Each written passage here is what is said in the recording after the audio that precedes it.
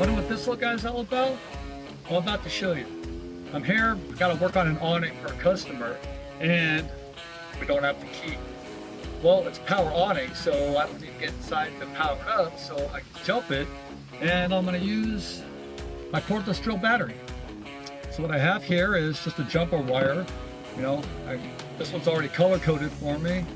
Yay, look at me. I'm going to use black for my negative, red is my positive, and then I look on my battery. It shows I have a positive and a negative.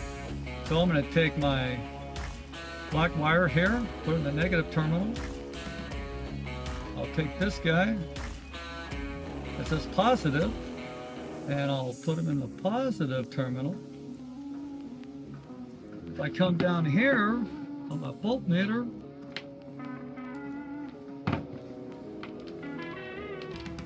should have some kind of voltage here. There we go, 16.8. That's good enough to get this awning motor to come out. So, see what we got? Come up this way. I'm gonna disconnect my motor here, kind of nice. It's already color coded. Set this guy back down. Come back up. Disconnect them. Disconnect them.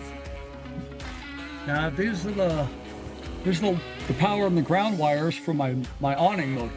You know, if I go power and ground to these two wires, it'll go one direction, and if I flip them around, we go the other direction. So, not sure which one's which, so here we go. It helps to tape the wires down, but I'm going to tape them down with my thumb. Let's see what we got. Ground in there.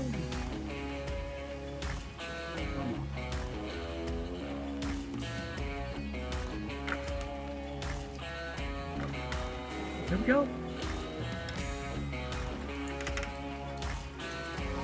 And that's how you extend or retract your awning in a pinch.